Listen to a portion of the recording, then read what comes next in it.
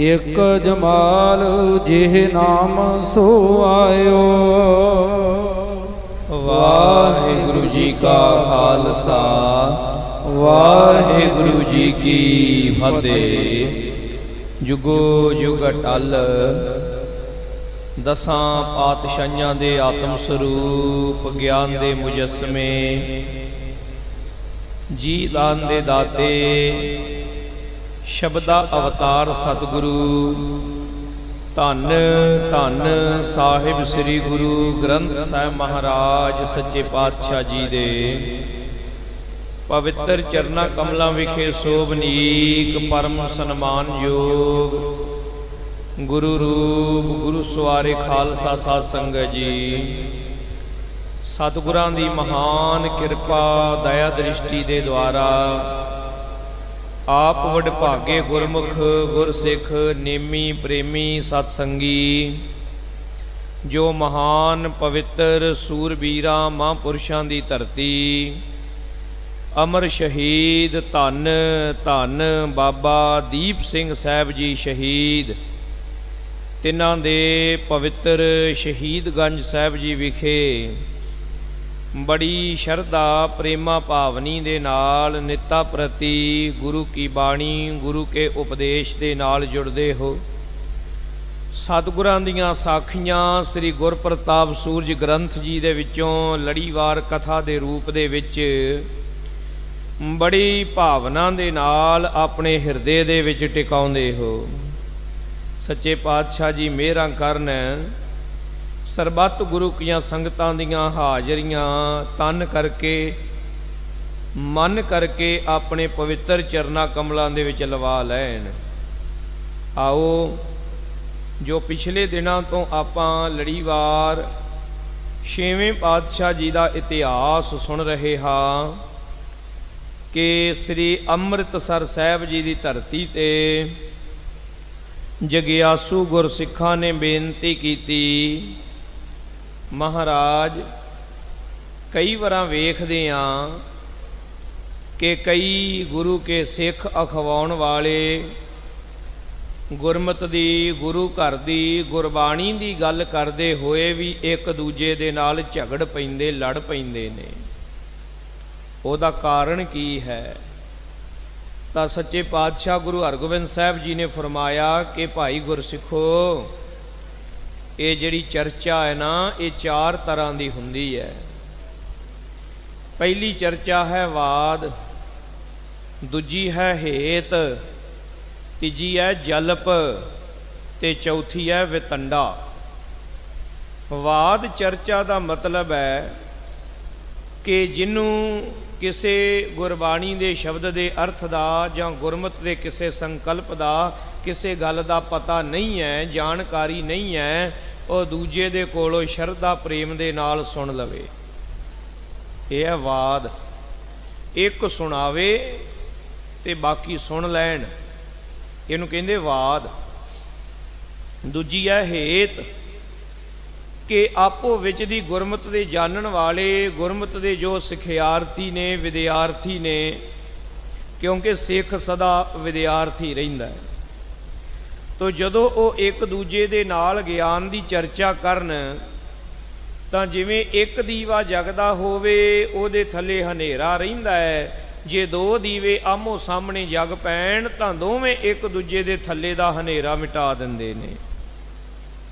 इस करके भाई जदों गुरमुख आपो विच दी वार्ता करदे ने एक दूजे का सत्कार करके सन्मान करके शुद्ध भावना दे नाल गुरबाणी दी गुरमत दी विचार करन तां उस वेले उन्हां दा मन एक दूजे दी गल दे विचों अपनी कमजोरी नूं दूर कर लैंदा ते दोवें चढ़दी कला वाले हो जांदे।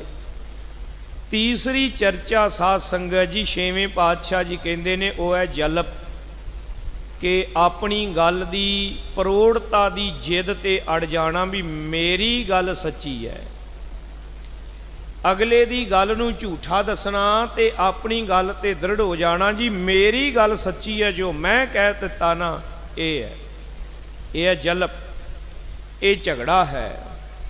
कई बार बंदा झूठा हुंदा, झूठा ही जिदी जांदा, ईगो करके, हंकार करके।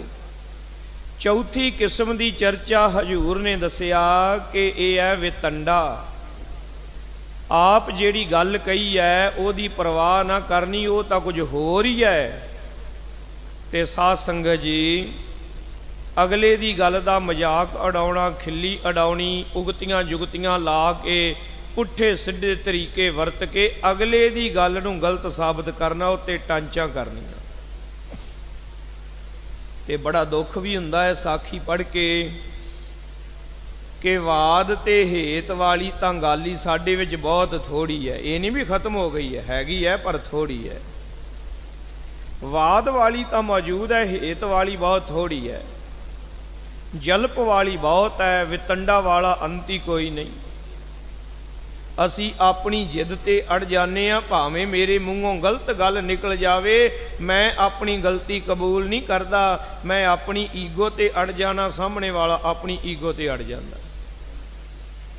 फिर वितंडा गल मुद्दा कुछ होर सी। एवं एक दूजे दे दादियां नानियां पड़नानियां तक दे पोतड़े बोली जाने, गल कुछ होर सी, बना कुछ होर ही देनी। मुद्दा कुछ है, बना कुछ होर देना। हजूर ने आख्या मेरा सिख वो वाद ते हेत करे, जल्ब ते वितंडा दा त्याग कर दवे, ये ना करे।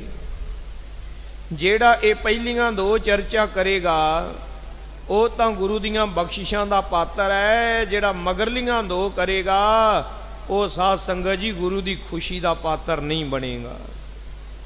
ये उपदेश सतगुरु छेवें पातशाह महाराज जी ने दिता है। इस तो अगला प्रसंग भी आओ, श्री गुरप्रताप सूरज ग्रंथ की 5वीं रास के 41 नंबर अंशु के विचों जारी है। बड़ी प्रेमा भावनी नाल सुनिए गुरु के सिख की प्रश्न पुछदे ने, सतगुरु अग्यों की उपदेश दिंदे ने। सारी संगत लवाओ हाजरियां, आखो जी सतनाम श्री वाहिगुरु जी। एक जमाल जिह नाम सो आयो। एक साध संगत जी, जमाल नाम दा गुरसिख है, रब दा प्यारा। ये आया है एक दिन सतगुरां दे कोल। श्री सतगुर को सीस निवायो। श्री सतगुरु सच्चे पातशाह जी दे पवित्र चरना कमलां दे विच इन्हें आके बड़े प्रेम बड़ी श्रद्धा दे नाल सीस निवाया। बैठ समीप भाओ को धारा। सतगुरां दे चरनां दे विच बैठ के समीप हो के प्रेमा भावनी भाव नूं धारण करके तो भयो प्रसाद बरतारा। इन्हें सतगुरां दे चरनां दे विचों सेवा कीती, प्रसाद प्राप्त किया। जदों देख प्रभा सतगुर की मोहा। सतगुरां दे दर्शन करके मोया गया महाराज जी दे चेहरे। सतगुरु महाराज जी दे प्यारे दर्शनां नूं वेख के कौन ना मुल विक जाए। ऐसे मेरे प्यारे सतगुरु जी। ते कई वार दास बेनती करदा हुंदा साध संगत जी, धन धन श्री गुरु हरगोबिंद साहब, धन गुरु गोबिंद सिंह साहब सच्चे पातशाह जी, कि उन्हां वर्गा सोहना कोई दुनिया ते हो सकदा? ते उत्तर आपां देंगे जी बिल्कुल कोई भी नहीं। ते फिर आपां सोहने बहाना ते उन्हां वर्गे क्यों नहीं बनते? आपां रब दी दित्ती सोहनी सूरत नूं विगाड़ के सोहने बनने दा यतन क्यों करते हैं? फिर साध संगत जी, कि माता साहब कौर जी, माता सुंदर कौर जी नालों वधेरे सुंदरता किसी दी हो सकती है? नहीं हो सकती ना। ते फिर उन्हां वर्गी सुंदरता सानू चंगी क्यों नहीं लगती? अपने प्यो वर्गे बणीए, अपनी मां वर्गे बणीए। सुक्के पत्तियां वर्गे लोग वो जदों हनेरी आउंदी, हवा आउंदी, उड़ जांदे ने। जिहड़े दरख्त दे नाल लगे हुंदे ने उन्हां नूं हनेरी नहीं उड़ा सकदी हुंदी। जेड़े फैशन दियां हनेरियां च उड़ जाते ने, जेहो जिहा फैशन ओहो जिहा चेहरा मोहरा बना लिया। वो सुक्के पत्तियां वर्गे लोग ने जेड़े अपनियां जड़ां तो टुटे ने, जेड़े जड़ां नाल जुड़े हुंदे ने, वो कदे फैशन परस्ती दी हनेरी नाल उड़दे नहीं। इस लई मेरे वीरो अपने प्यो वर्गे बणीए, धन श्री गुरु गोबिंद सिंह साहब वर्गे, तां ही जगत सानू सोहना गिणेगा। मेरियो भैणो अपनी मां वर्गे, माता साहब कौर जी वर्गियां बनो, तां ही संसार सानू सोहना गिणेगा। सेई सुंदर सोहणे साध संग जिन्ना बहने। दूजे बन्ने मेरे हजूर ने कहा मनमुख कायर करूप है। ਜਿਹੜਾ ਮਨਮੁਖ है ना वो कायर है, वो करूप है, भैड़ी शक्ल वाला है। तो सोहनी शक्ल मेरे सतगुरां दी ਜਿਹੜਾ दर्शन करदा ना वो वेंदा ही रह जांदा, मुੱਲ ही विक जांदा। सुंदर शीतल सस मम सोहा। ऐसी सुंदर शीतल ठंडक देने वाली मेरे सतगुरां दी चंद्रमा वर्गी। चंद्रमा भी ऐसा नहीं जैसा आपां वेखदे हां, ਇਹਦੇ ਵਿੱਚ ਤਾਂ ਦਾਗ ਲੱਗੇ ਹੋਏ ਨੇ ना। मेरे सतगुरां दा प्यारा सुंदर दर्शन ऐसा है कि चंद्रमा होवे बिना दागां तो, बेदाग चंद्रमा जैसा। हाथ जोड़ अरदास उचारी। हथ जोड़ के प्यारे प्रीतम जी दे चरनां विच बेनती करन लगा, गुरु का सिख मैं अब आयो शरण तुम्हारी। हे पातशाह मैं तुहाडी शरण आया हां। आपां भी शरण विच पैना है, आपां भी तरला लेना है। सतगुर आयो शरण तुहारी, मिलै सुख नाम हर शोभा, चिंता लहै हमारी। असी भी ये बेनती करिए ते तरला लै के कहिए, सतगुरु जी भुज बल बीर ब्रह्म सुख सागर, गर्त परत गह ले हो अंगुरिया। सरवन सुनत नैन सुंदर, नहीं आरत द्वार रटत पिंगुरिया। आपां भी कहिए किस ही कोई कोए, मंझ निमाणी एक तू, क्यों ना मरी जै रोए, जा लग चेत ना आवई। सतगुरु मैं तुहाडी शरण आया हां, ते शरण पियां दी तुसी लाज रखदे हो, ये तुहाडा बिरध है। सिख आपनो मोहे बनावो। मैनू अपना सिख बना लो। ते आपां कवांगे असी सिखियां, असी अगे कीयां भला। पग बन लैनी, गातरे गल किरपान पा लैनी, ये आधार कार्ड ते कागजां ते लिखिया होना रिलीजन वाले खाने च सिख, ये कुछ माने नहीं रखदा।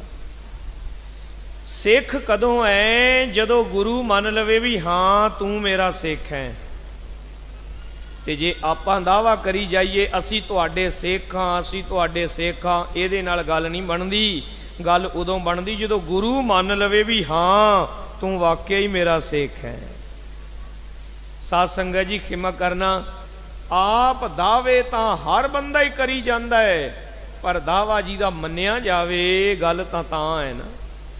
सतगुरु लोग मेरे वाल वेख के, मेरा बाणा वेख के कह दिंदे ने गुरु दा सिख है, पर अंदरों मैं भी जानदा ते अंदरों तुसीं जाणदे हो भी सिੱਖੀ वाली मेरे विच गल ही कोई नहीं। सिੱਖੀ वाली तो गल ही कोई नहीं है।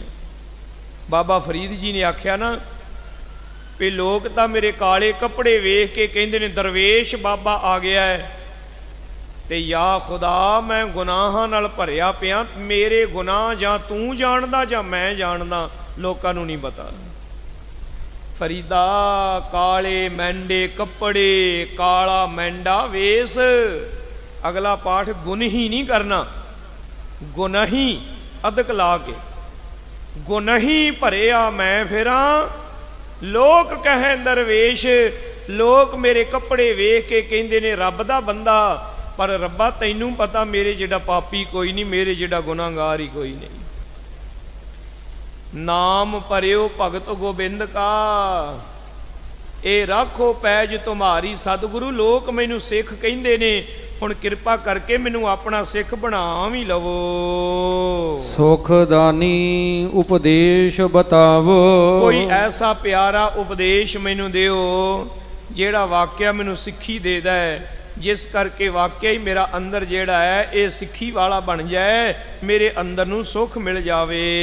पूरब महिमा सुनी तुम्हारी, पहला पूरब तां बड़ी महिमा आप जी दी सुनी, ਆਪ ਜੀ ਦੀ ਵਡਿਆਈ, ਆਪ ਜੀ ਦੀ ਸੋਭਾ ਬੇਅੰਤ ਬੇਅੰਤ ਸਤਿਗੁਰੂ ਜੀ ਸੱਚੇ ਪਾਤਸ਼ਾਹ ਜੀ ਸੁਣੀ ਹੈ। ਆਪ ਮੈਂ ਆਨ ਹਜ਼ੂਰ ਨਿਹਾਰੀ, ਹੁਣ ਮੈਂ ਆਪ ਜੀ ਦੇ ਹਜ਼ੂਰ ਸੇਵਾ ਕਰਕੇ ਦਰਸ਼ਨ ਕਰਕੇ ਉਹ ਸਾਰੀ ਮਹਿਮਾ ਵੇਖ ਲਈ।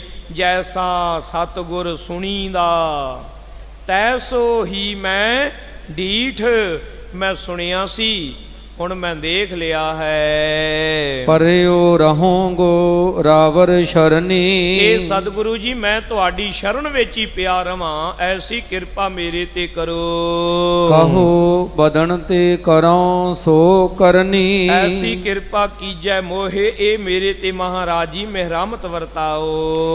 ਸ਼੍ਰੀ ਮੁਖ ਤੇ ਉਪਦੇਸ਼ ਉਚਾਰਾ, ਸ੍ਰੀ ਸਤਿਗੁਰੂ ਜੀ ਨੇ ਇਹਦੀ ਬੇਨਤੀ ਸੁਣੀ ਤੇ ਇਹਨੂੰ ਉਪਦੇਸ਼ ਦਿੱਤਾ। ਪਾਠ ਸੁਨ ਕਰ ਗੁਰ ਸ਼ਬਦ ਵਿਚਾਰਾ, ਗੁਰੂ ਕੀ ਬਾਣੀ ਨੂੰ ਪੜੋ, ਗੁਰੂ ਕੀ ਬਾਣੀ ਨੂੰ ਸੁਣੋ ਤੇ ਵਿਚਾਰ ਕਰੋ। ਇਹ ਤਿੰਨ ਚੀਜ਼ਾਂ ਦਸੀਆਂ। ਤਰਹੁ ਸਿਦਕ ਤਿਮ ਕਰਮ ਕਮਾਵ, ਫੇਰ ਉਹਦੇ ਤੇ ਸਿਦਕ ਧਰੋ ਤੇ ਫੇਰ ਉਹਨੂੰ ਕਮਾਓ। ਇਹ ਪੰਜ ਗੱਲਾਂ ਹੋ ਗਈਆਂ ਨੇ ਸਾਧ ਸੰਗਤ ਜੀ। ਥੋੜਾ ਜਿਹਾ ਰੁਕ ਕੇ ਇਹਦੀ ਵਿਚਾਰ ਕਰ ਲਈਏ। ਪਹਿਲੀ ਗੱਲ ਹੈ ਕਿ ਪਾਠ ਗੁਰਬਾਣੀ ਨੂੰ ਪੜੋ, ਗੁਰਬਾਣੀ ਦਾ ਪਾਠ ਕਰਨਾ ਪੜਨਾ, ਇਹ ਪਹਿਲੀ ਪੌੜੀ ਹੈ, ਪਹਿਲਾ ਕਦਮ ਹੈ। ਅਗਲਾ ਕਦਮ ਹੈ ਸੁਣ। ਤੇ ਸੁਣਨ ਦਾ ਮਤਲਬ ਇਹ ਨਹੀਂ ਹੈ ਵੀ ਕੋਈ ਪਾਠ ਕਰਦਾ ਹੋਵੇ ਤੇ ਮੈਂ ਸੁਣਾ, ਨਹੀਂ, ਮੈਂ ਪਾਠ ਕਰਾਂ ਤੇ ਆਪਣਾ ਬੋਲਿਆ ਹੋਇਆ ਮੈਨੂੰ ਸੁਣਾਈ ਦੇਵੇ। ਇਹ ਦੂਜੀ ਪੌੜੀ ਹੈ, ਦੂਜਾ ਸਟੈਪ ਹੈ। ਪਹਿਲਾ ਸਟੈਪ ਕੀ ਹੈ? ਪੜ੍ਹਨਾ। ਤੇ ਪੜ੍ਹਨ ਦੇ ਨਾਲ ਸੁਣਨਾ ਕਿਉਂ ਕਹਿਣਾ ਪਿਆ? ਕਿਉਂਕਿ ਕਈ ਵਾਰ ਪੜ੍ਹਦੇ ਪਏ ਹੁੰਦੇ ਆ ਪਰ ਸੁਣਦੇ ਨਹੀਂ ਪਏ ਹੁੰਦੇ। ਪੜ੍ਹੀ ਜਾਂਦੇ ਆ ਇੱਕ ਓੰਕਾਰ ਸਤਨਾਮ ਕਰਤਾ ਪੁਰਖ ਨਿਰਭਉ ਨਿਰਵੈਰ, ਤੇ ਮਨ ਉਡਾਰੀ ਮਾਰ ਗਿਆ।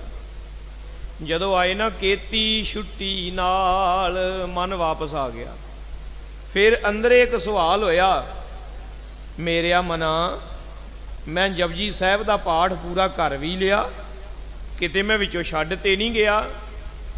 ਤੇ ਫਿਰ ਧਿਆਨ ਜਾਂਦਾ ਘੜੀ ਵੱਲ, ਹਾਂ 10 ਮਿੰਟ ਹੋ ਗਏ ਨੇ, ਇਹਦਾ ਮਤਲਬ ਮੈਂ ਪਾਠ ਕਰ ਹੀ ਲਿਆ ਹੋਣਾ ਹੈ, ਹੋਣਾ ਹੈ। ਇਹ ਨਹੀਂ ਹੈ ਵੀ ਕਰ ਲਿਆ ਹੈ, ਕਰ ਲਿਆ ਹੋਣਾ ਹੈ, ਮਤਲਬ ਸੁਣਿਆ ਨਹੀਂ। ਨੇਤਰਾਂ ਨੇ ਦੇਖ ਲਿਆ, ਰਸਨਾ ਬੋਲੀ ਗਈ। ਕਈ ਵਾਰਾਂ ਤਾਂ ਕੀ ਹੁੰਦਾ ਹੈ, ਨੇਤਰ ਵੇਖਦੇ ਵੀ ਨਹੀਂ ਪਏ ਹੁੰਦੇ, ਰਸਨਾ ਬੋਲੀ ਜਾਂਦੀ ਹੈ, ਪਾਠ ਜ਼ਬਾਨੀ ਯਾਦ ਹੈ ਤੇ ਅੱਗੇ ਲੰਘ ਜਾਂਦੇ ਆ। ਜਿੱਤੇ ਕਿਤੇ ਜਾ ਕੇ ਸੂਈ ਅੜ ਜਾਏ ਉਦੋਂ ਫਿਰ ਲੱਭਣ ਲੱਗ ਪੈਂਦੇ ਆ ਵੀ ਕਿੱਥੇ ਰਹਿ ਗਿਆ, ਕਿਹੜੇ ਪੰਨੇ ਤੇ ਸਾਂ। ਇਹ ਹੁੰਦਾ ਹੈ ਨਾ ਆਪਣੇ ਨਾਲ, ਜਿਨ੍ਹਾਂ ਨਾਲ ਇਹ ਹੁੰਦਾ ਹੈ ਉਹ ਪਹਿਲੀ ਪੌੜੀ ਤੇ ਖਲੋਤੇ ਨੇ ਬਸ। ਤਦ ਵੀ ਵਧਾਈ ਦੇ ਪਾਤਰ ਆ ਵੀ ਪਹਿਲੀ ਪੌੜੀ ਦੇ ਡੰਡੇ ਤੇ ਪਾਇਆ ਤਾਂ ਰੱਖਿਆ। ਇਸ ਤੋਂ ਅੱਗੇ ਵਧਣਾ ਚਾਹੁੰਦੇ ਆ ਤੇ ਅਗਲਾ ਸਟੈਪ ਹੈ ਵੀ ਪੜ੍ਹੇ ਹੋਏ ਨੂੰ ਸੁਣਨਾ, ਮਨ ਨੂੰ ਮੋੜ ਮੋੜ ਕੇ ਲਿਆਉਣਾ। ਜਿਵੇਂ ਬੱਚੇ ਨੂੰ ਪੜ੍ਹਾਈਦਾ ਹੈ ਨਾ ਤੇ ਬੱਚੇ ਦਾ ਧਿਆਨ ਪਰੇ ਜਾਂਦਾ, ਫਿਰ ਉਹਨੂੰ ਮੋੜੀ ਦਾ, ਚੱਲ ਤੇਰਾ ਧਿਆਨ ਕਿੱਧਰ ਹੈ, ਚੱਲ ਕਾਪੀ ਵੱਲ ਧਿਆਨ ਕਰ। ਇਵੇਂ ਮਨ ਨੂੰ ਮੋੜਨਾ ਕਿ ਚੱਲੋ ਮਨਾ ਮੁੜ ਕੇ ਆ, ਫਿਰ ਪੜ੍ਹ। ਕਿਸੇ ਸੱਜਣ ਨੇ ਕਿਹਾ ਜੀ ਮਨ ਨਹੀਂ ਜੁੜਦਾ ਬਾਣੀ ਦੇ ਵਿੱਚ। ਅੱਛਾ, ਜਦੋਂ ਮਨ ਨਹੀਂ ਜੁੜਦਾ ਤੇ ਕੀ ਕਰਦੇ ਹੋ? ਕਹਿੰਦੇ ਫਿਰ ਕੀ ਕਰਨਾ ਹੈ? ਖਾਨਾ ਪੂਰਤੀ ਕਰਕੇ ਗੁਟਕਾ ਸਾਹਿਬ ਰੱਖ ਕੇ ਫਿਰ ਠੀਕ ਹੈ ਬਸ। ਕਹਿੰਦੇ ਜੇ 500 ਦੇ ਨੋਟਾਂ ਦੀ ਹੋਵੇ ਪੂਰੀ ਇੱਕ ਗੱਟੀ ਤੇ ਗਿਣਤੀ ਕਰ ਰਹੇ ਹੋਵੋ ਤੇ ਅੱਧਕ ਵਿੱਚ ਜਾ ਕੇ ਤੇ ਮਨ ਕਿਤੇ ਹੋਰ ਚਲਾ ਜਾਏ ਤੇ ਗਿਣਤੀ ਭੁੱਲ ਜਾਏ, ਫੇਰ ਕੀ ਕਰਦੇ ਹੋ? ਕਹਿੰਦੇ ਦੁਬਾਰਾ ਗਿਣਦੇ ਆ। ਕਹਿੰਦੇ ਦੁਬਾਰਾ ਗਿਣਨ ਦੀ ਕੀ ਲੋੜ ਸੀ, ਖਾਨਾ ਪੂਰਾ ਕਰਕੇ ਜੇਬ 'ਚ ਪਾ ਲਓ। ਕਹਿੰਦੇ ਨਹੀਂ, ਭੁਲੇਖਾ ਪੈ ਜਾਏਗਾ, ਲੈਣ ਦੇਣ ਦੇ ਵਿੱਚ ਵਾਧ ਘਾਟ ਹੋ ਜਾਏਗੀ, ਉਹਨੂੰ ਦੁਬਾਰਾ ਗਿਣਦੇ ਆ। ਜੇ ਦੁਬਾਰਾ ਫੇਰ ਮਨ ਉਡਾਰੀ ਮਾਰ ਜੇ, ਕਹਿੰਦੇ ਵੀ ਤੀਜੀ ਵਾਰਾਂ ਗਿਣਦੇ ਆ। ਤੀਜੀ ਵਾਰਾਂ ਮਨ ਨਹੀਂ ਉਡਾਰੀ ਮਾਰਦਾ, ਇਹਨੂੰ ਪਤਾ ਵੀ ਹੁਣ ਗਿਣਨੇ ਹੀ ਪੈਣੇ ਨੇ, ਗਿਣਦਾ ਹੈ। ਤੇ ਜੇ ਕਿਤੇ ਇੱਦਾਂ ਹੋ ਜਾਏ, ਮੈਂ ਖਿਮਾ ਮੰਗ ਕੇ ਕਹਿਣਾ, ਹੁੰਦਾ ਮੇਰੇ ਕੋਲੋਂ ਵੀ ਨਹੀਂ ਜੇ, ਪਰ ਇਹ ਗੁਰੂ ਦਾ ਉਪਦੇਸ਼ ਹੈ। ਜੇ ਕਿਤੇ ਇੱਦਾਂ ਹੋ ਜਾਏ ਵੀ ਮਨਾ ਜਪਜੀ ਸਾਹਿਬ ਪੜ੍ਹਦਿਆਂ ਤੂੰ ਕਿਤੇ ਹੋਰ ਉੱਡ ਗਿਆ ਸੀ, ਇਸ ਲਈ ਚੱਲ ਦੁਬਾਰਾ ਸ਼ੁਰੂ ਕਰੀਏ, ਦੁਬਾਰਾ ਫੇਰ ਉੱਡ ਜਾਣਾ ਇਹਨੇ, ਚੱਲ ਤੀਜੀ ਵਾਰਾਂ ਇਹਨੇ ਫੇਰ ਉੱਡ ਜਾਣਾ ਜੇ, ਚੱਲ ਚੌਥੀ ਵਾਰਾਂ, ਭਾਵੇਂ 10 ਵਾਰਾਂ, ਭਾਵੇਂ 20 ਵਾਰਾਂ, ਭਾਵੇਂ 30 ਵਾਰਾਂ ਪਾਠ ਕਰਨਾ ਪੈ ਜਾਏ, ਮਨਾ ਜਿੰਨਾ ਚਿਰ ਤੂੰ ਖਲੋਂਦਾ ਨਹੀਂ ਨਾ, ਹਟਣਾ ਨਹੀਂ, ਇਹਨੇ ਆਪੇ ਟਿਕਣ ਲੱਗ ਪੈਣਾ। ਇਹ ਦੂਜਾ ਸਟੈਪ ਹੈ। ਪਹਿਲਾ ਸਟੈਪ ਹੈ ਪੱਠ, ਦੂਜਾ ਹੈ ਸੁਣ। ਤੇ ਹਜੂਰ ਕਹਿੰਦੇ ਪੱਠ ਸੁਣ ਕਰ ਗੁਰ ਸ਼ਬਦ ਵਿਚਾਰਾ। ਫੇਰ ਪੜ੍ਹੇ ਤੇ ਸੁਣੇ ਦੀ ਵਿਚਾਰ ਕਰਨੀ, ਉਹਦੇ ਅਰਥ ਪੜ੍ਹਨੇ, ਉਹਦੇ ਅਰਥ ਸਮਝਣੇ, ਔਰ ਬਾਰ ਬਾਰ ਗੁਰਬਾਣੀ ਦੀ ਵਿਚਾਰ, ਬਾਰ ਬਾਰ ਗੁਰਬਾਣੀ ਦੀ ਵਿਚਾਰ ਕਰਨੀ, ਤੇ ਨਿਤ ਨਵੇਂ ਤੋਂ ਨਵੇਂ ਅਰਥ, ਨਿਤ ਨਵੇਂ ਤੋਂ ਨਵਾਂ ਅਨੁਭਵ ਉਹਦੇ ਵਿੱਚੋਂ ਪ੍ਰਾਪਤ ਕਰਨਾ। ਇਹ ਤੀਸਰੀ ਸ਼ਰਤ ਹੈ, ਤੀਸਰੀ ਪੌੜੀ ਹੈ, ਤੀਜਾ ਸਟੈਪ ਹੈ। ਇਹਦੇ ਤੋਂ ਅੱਗੇ ਮਹਾਰਾਜ ਕਹਿੰਦੇ ਧਰੋ ਸਿਦਕ। ਸਿਦਕ ਦਾ ਕੀ ਮਤਲਬ ਹੈ? ਬੰਦਿਆ ਇਹ ਨਾ ਹੋਵੇ ਹੁਣੇ ਤੂੰ ਬਾਣੀ ਪੜ੍ਹ ਕੇ ਉਹਦੇ ਵਿੱਚੋਂ ਪੜ੍ਹਦਾ ਹੋਵੇਂ ਪੁੰਨੀ ਪਾਪੀ ਆਖਣ ਨਾਹੀ, ਕਰ ਕਰ ਕਰਨਾ ਲਿਖ ਲੈ ਜਾਹੋ, ਆਪੇ ਬੀਜ ਆਪੇ ਹੀ ਖਾਹੋ, ਨਾਨਕ ਹੁਕਮੀ ਆਵੋ ਜਾਹੋ। ਤੇ ਪਾਠ ਕਰਕੇ ਫਿਰ ਉੱਠ ਕੇ ਤੇ ਗੱਲਾਂ ਬਾਤਾਂ ਕਰਨ ਲੱਗ ਪਿਆ ਤੇ ਕਵੇਂ ਓਏ ਜੀ ਅੱਗੇ ਕਿਸੇ ਨੇ ਵੇਖਿਆ ਨਰਕ ਸਵਰਗ ਪੁੰਨ ਪਾਪ ਕਹਿਣ ਦੀਆਂ ਗੱਲਾਂ ਨੇ, ਨਾ ਭਾਈ ਇੱਦਾਂ ਨਹੀਂ ਕਰਨਾ। ਜੋ ਕੁਝ ਪੜ੍ਹਿਆ, ਜੋ ਕੁਝ ਸੁਣਿਆ, ਜੋ ਵਿਚਾਰਿਆ ਗੁਰਬਾਣੀ ਦੇ ਵਿੱਚੋਂ, ਉਹਦੇ ਤੇ ਸਿਦਕ ਲਿਆਉਣਾ। ਲੇਖਾ ਰੱਬ ਮੰਗੇਸੀਆ ਬੈਠਾ ਕੱਢ ਵਹੀ। ਸਿਦਕ ਲਿਆਉਣਾ ਵੀ ਲੇਖਾ ਹੁੰਦਾ ਹੈ। ਸਿਦਕ ਲਿਆਉਣਾ ਕਿ ਉਹ ਵੇਂਦਾ ਹੈ, ਹਾਜ਼ਰ ਨਾਜ਼ਰ ਹੈ, ਮੇਰੇ ਓਲੇ ਛੱਪੇ ਦੇ ਕੰਮਾਂ ਨੂੰ ਵੀ ਉਹ ਵੇਂਦਾ। ਸਿਦਕ ਲਿਆਉਣਾ, ਜੋ ਗੁਰਬਾਣੀ ਵਿੱਚੋਂ ਪੜ੍ਹਿਆ ਉਹਦੇ ਤੇ ਭਰੋਸਾ ਕਰਨਾ, ਸਿਦਕ ਲਿਆਉਣਾ। ਇਹ ਸਾਧ ਸੰਗਤ ਜੀ ਚੌਥਾ ਸਟੈਪ ਹੈ। ਫਿਰ ਇਸ ਤੋਂ ਅੱਗੇ ਮਹਾਰਾਜ ਜੀ ਕਹਿੰਦੇ ਨੇ ਤਿਮ ਕਰਮ ਕਮਾਵੋ। ਜੋ ਕੁਝ ਗੁਰਬਾਣੀ ਕਹਿੰਦੀ ਹੈ ਉਹਨੂੰ ਆਪਣੇ ਜੀਵਨ ਦੇ ਵਿੱਚ ਢਾਲਣਾ, ਉਹਨੂੰ ਕਮਾਉਣਾ, ਉਹਦੇ ਮੁਤਾਬਕ ਜੀਵਨ ਜਿਉਣਾ। ਇਹ ਪੰਜਵਾਂ ਸਟੈਪ ਹੈ, ਪੰਜਵਾਂ ਪੜਾਅ ਹੈ। ਪਹਿਲਾ ਪੜਾਅ ਮੈਂ ਫਿਰ ਦੁਹਰਾ ਦਿਆਂ ਖਿਮਾ ਮੰਗ ਕੇ, ਤਾਂ ਕਿ ਸਾਨੂੰ ਚੇਤੇ ਰਵੇ। ਪਹਿਲਾ ਕੀ ਹੈ? ਪੜ੍ਹਨਾ। ਦੂਜਾ ਕੀ ਹੈ? ਆਪਣੇ ਪੜ੍ਹੇ ਹੋਏ ਨੂੰ ਸੁਣਨਾ। ਤੀਜਾ ਕੀ ਹੈ? ਗੁਰਬਾਣੀ ਦੇ ਅਰਥ ਸਮਝਣੇ, ਵਿਚਾਰਨੇ, ਉਹਨਾਂ ਆਪਣੇ ਮਨ ਵਿੱਚ ਮੁੜ ਮੁੜ ਕੇ ਵਿਚਾਰਨਾ, ਸਮਝਣਾ। ਤੇ ਚੌਥਾ ਸਾਧ ਸੰਗਤ ਜੀ ਉਹਦੇ ਤੇ ਸਿਦਕ ਲਿਆਉਣਾ, ਭਰੋਸਾ ਕਰਨਾ, ਯਕੀਨ ਕਰਨਾ। ਜੋ ਕੁਝ ਬਾਣੀ ਕਹਿੰਦੀ ਹੈ ਸੱਚ ਹੈ, ਸੱਚ ਹੈ। ਤੇ ਪੰਜਵਾਂ ਕੀ ਹੈ? ਕਿ ਗੁਰਬਾਣੀ ਨੂੰ ਆਪਣੇ ਜੀਵਨ ਦੇ ਵਿੱਚ ਲਿਆਉਣਾ, ਗੁਰਬਾਣੀ ਮੁਤਾਬਕ ਕੰਮ ਕਰਨੇ, ਗੁਰਬਾਣੀ ਮੁਤਾਬਕ ਬੋਲਣਾ, ਗੁਰਬਾਣੀ ਮੁਤਾਬਕ ਹੀ ਵਿਚਰਨਾ, ਗੁਰਬਾਣੀ ਮੁਤਾਬਕ ਸੌਣਾ, ਜਾਗਣਾ, ਖਾਣਾ, ਪੀਣਾ, ਰਹਿਣਾ, ਸਹਿਣਾ। ਇਹ ਸਾਰਾ ਕੁਝ ਗੁਰਬਾਣੀ ਦੇ ਉਪਦੇਸ਼ ਦੇ ਮੁਤਾਬਕ ਹੀ ਕਰ ਲੈਣਾ। ਤਾਤ ਪਰਿਐ ਤਿਸ ਕੋ ਲਖ ਭਾਵ। ਤੇ ਗੁਰਬਾਣੀ ਦਾ ਤਾਤਪਰਯ, ਗੁਰਬਾਣੀ ਦਾ ਭਾਵ, ਗੁਰਬਾਣੀ ਦਾ ਜੋ ਸਾਧ ਸੰਗਤ ਜੀ ਨਿਚੋੜ ਹੈ, ਉਹਨੂੰ ਆਪਣੇ ਹਿਰਦੇ ਦੇ ਵਿੱਚ ਸਮੋ ਲੈਣਾ। ਜਿਤਕ ਤਨ ਜਗ ਮਹਿ ਉਪਜਾਏ। ਭਾਈ ਕਿਉਂਕਿ ਜਿੰਨੇ ਵੀ ਜਿਹੜੇ ਤਨ ਨੇ ਨਾ, ਸਰੀਰ ਨੇ, ਜਗਤ ਵਿੱਚ ਪੈਦਾ ਹੋਏ, ਪੰਜ ਤਤ ਕੇ ਅਖਿਲ ਬਨਾਏ। ਉਹ ਪੰਜਾਂ ਤੱਤਾਂ ਦੇ ਸਾਧ ਸੰਗਤ ਜੀ ਪੁਤਲੇ ਬਣਾਏ ਹੋਏ ਨੇ ਪਰਮੇਸ਼ਰ ਨੇ, ਵਾਹਿਗੁਰੂ ਨੇ। ਘਾਟ ਨ ਬਾਦ ਏਕ ਸਮ ਜਾਨੋ। ਘਾਟ ਵੀ ਕੋਈ ਨਹੀਂ ਤੇ ਵਾਦ ਵੀ ਕਿਸੇ ਵਿੱਚ ਕੋਈ ਨਹੀਂ। ਕੋਈ ਕਿਸੇ ਤੋਂ ਘੱਟ ਨਹੀਂ ਤੇ ਕੋਈ ਕਿਸੇ ਤੋਂ ਵੱਧ ਨਹੀਂ। ਸਾਰਿਆਂ ਨੂੰ ਪਰਮੇਸ਼ਰ ਨੇ ਬਰਾਬਰ ਹੀ ਬਣਾਇਆ। ਅੰਤ ਹੈ ਕਰਨ ਇੰਦਰੈ ਤਨ ਮਨ। ਅੰਤਹਿ ਕਰਨ ਕਰਕੇ ਵੀ ਤੇ ਪੰਜ ਇੰਦਰੀਆਂ ਕਰਕੇ ਵੀ ਤੇ ਤਨ ਕਰਕੇ ਵੀ, ਸਰੀਰ ਕਰਕੇ ਵੀ। ਤੇ ਕੋਈ ਕਹਿ ਸਕਦਾ ਜੀ ਸਰੀਰ ਕਰਕੇ ਕੋਈ ਲੂਲਾ ਹੈ, ਕੋਈ ਲੰਗੜਾ ਹੈ, ਕੋਈ ਟੁੰਡਾ ਹੈ, ਕੋਈ ਕਾਣਾ ਹੈ, ਕੋਈ ਅੰਨਾ ਹੈ। ਸਾਧ ਸੰਗਤ ਜੀ ਪਰਮੇਸ਼ਰ ਨੇ ਸ਼ਕਤੀ ਇੱਕ ਜੇ ਨਹੀਂ ਦਿੱਤੀ ਤੇ ਦੂਜੀ ਵਧੇਰੇ ਦੇ ਦਿੱਤੀ। ਐਸੇ ਐਸੇ ਸੂਰਮੇ ਸਿੰਘ ਵੇਖੇ, ਦੋਵਾਂ ਨੇਤਰਾਂ ਦੇ ਵਿੱਚ ਜੋਤ ਨਹੀਂ, ਪਰ ਵੇਖੋ ਵਾਹਿਗੁਰੂ ਦੀ ਕਲਾ, ਉਹਨੂੰ ਨੋਟ ਫੜਾਓ, ਹੱਥ 'ਚ ਪਕੜ ਕੇ ਦੱਸ ਦਿੰਦਾ ਹੈ 50 ਦਾ ਹੈ, 100 ਦਾ ਹੈ, 500 ਦਾ। ਉਹਦੇ ਕਮਰੇ ਦੇ ਵਿੱਚ ਕੋਈ ਦਾਖਲ ਹੋਵੇ, ਉਹ ਪੈਰਾਂ ਦੀ ਆਵਾਜ਼ ਤੋਂ ਅਨੁਭਵ ਕਰਕੇ ਦੱਸ ਦਿੰਦਾ ਹੈ ਫਲਾਨਾ ਸਿੰਘ ਹੈ, ਹਾਲਾਂਕਿ ਉਹ ਬੋਲਿਆ ਵੀ ਨਹੀਂ ਹੁੰਦਾ ਅਜੇ। ਆਵਾਜ਼ ਸੁਣ ਕੇ ਤਾਂ ਪਛਾਣ ਲੈਣਾ ਆਸਾਨ ਹੈ, ਉਹ ਪੈਰਾਂ ਦੀ ਆਹਟ ਤੋਂ ਹੀ ਪਛਾਣ ਲੈਂਦੇ। ਇਹੋ ਜਿਹੇ ਵੀ ਸੂਰਮੇ ਸਿੰਘ ਨੇ। ਸਾਧ ਸੰਗਤ ਜੀ, ਇਸੇ ਪ੍ਰਕਾਰ ਪਰਮੇਸ਼ਰ ਨੇ ਅੰਤःਕਰਨ, ਮਨ, ਬੁੱਧ, ਚਿੱਤ, ਅਹੰਕਾਰ ਕਰਕੇ, ਇੰਦਰੀਆਂ ਕਰਕੇ, ਤਨ ਕਰਕੇ ਇੱਕੋ ਜਿਹਾ ਬਣਾ ਦਿੱਤਾ। ਜਹ ਕਹੈ ਇੱਕ ਚੇਤਨ ਸਭ ਮਾਹੀ। ਜਿੱਤੇ ਕਿਤੇ ਸਾਰਿਆਂ ਦੇ ਅੰਦਰ ਆਤਮਾ ਜਿਹੜੀ ਹੈ ਨਾ, ਚੇਤਨਾ, ਉਹ ਇੱਕੋ ਹੀ ਹੈ ਸਾਰਿਆਂ ਦੇ ਵਿੱਚ। ਚੇਤਨ ਵਿਖੇ ਭੇਦ ਕੁਛ ਨਾਹੀ। ਚੇਤਨਾ ਦੇ ਵਿਖੇ ਭੇਦ ਨਹੀਂ ਹੈ। ਸਰੀਰ ਕਰਕੇ ਜੇ ਬਾਹਰੋਂ ਸਾਨੂੰ ਲੱਗੇ ਵੀ ਭੇਦ ਹੈ, ਫਰਕ ਹੈ, ਤਾਂ ਖਾਲਸਾ ਜੀ ਚੇਤਨਾ ਕਰਕੇ ਭੇਦ ਨਹੀਂ ਹੈ, ਉਹ ਤਾਂ ਇੱਕੋ ਜਿਹੀ ਹੈ ਸਾਰਿਆਂ ਦੇ ਅੰਦਰ। ਜੇ ਇਮ ਜਾਣਹਿ ਸਿੱਖ ਹੈ ਸੇਈ। ਤੇ ਜੇ ਇਸ ਪ੍ਰਕਾਰ ਦੇ ਨਾਲ ਕੋਈ ਜਾਣ ਲਵੇ ਸਾਧ ਸੰਗਤ ਜੀ, ਗੁਰੂ ਕੇ ਪਿਆਰਿਓ, ਕਿ ਗੁਰੂ ਕਾ ਸਿੱਖ ਸਤਿਗੁਰਾਂ ਦੀ ਸਿੱਖਿਆ ਲੈ ਕੇ ਸਭ ਮਹਿ ਜੋਤ, ਜੋਤ ਹੈ ਸੋਏ, ਤਿਸ ਦਾ ਚਾਨਣ ਸਭ ਮੈਂ ਚਾਨਣ ਹੋਏ। ਜੇ ਕੋਈ ਐਸਾ ਜਾਣ ਲਵੇ, ਜੇ ਕੋਈ ਆਪਣੇ ਅੰਦਰ ਦੇ ਆਤਮਾ ਨੂੰ ਜਾਣ ਲਏਗਾ ਨਾ, ਉਹ ਸਾਰਿਆਂ ਦੇ ਅੰਦਰ ਦੇ ਆਤਮਾ ਨੂੰ ਜਾਣ ਲਵੇਗਾ, ਕਿਉਂਕਿ ਉਹ ਇੱਕ ਹੀ ਹੈ। ਇਹ ਨਹੀਂ ਹੈ ਵੀ ਮੇਰੇ ਅੰਦਰ ਆਤਮਾ ਹੋਰ ਹੈ, ਦੂਜੇ ਦੇ ਅੰਦਰ ਹੋਰ ਹੈ, ਨਹੀਂ ਨਹੀਂ। ਜਿਨੇ ਆਪਣੇ ਅੰਦਰ ਨੂੰ ਬੁੱਝ ਲਿਆ, ਜੋ ਬ੍ਰਹਮੰਡੇ ਸੋਈ ਪਿੰਡੇ, ਜੋ ਖੋਜੈ ਸੋ ਪਾਵੈ। ਆਪਣੇ ਅੰਦਰ ਦੇ ਆਤਮਾ ਨੂੰ ਬੁੱਝ ਲਿਆ ਖਾਲਸਾ ਜੀ, ਉਹ ਹਰ ਇੱਕ ਦੇ ਅੰਦਰ ਦੀ ਜੋਤ ਨੂੰ ਜਾਣ ਲੈਂਦਾ।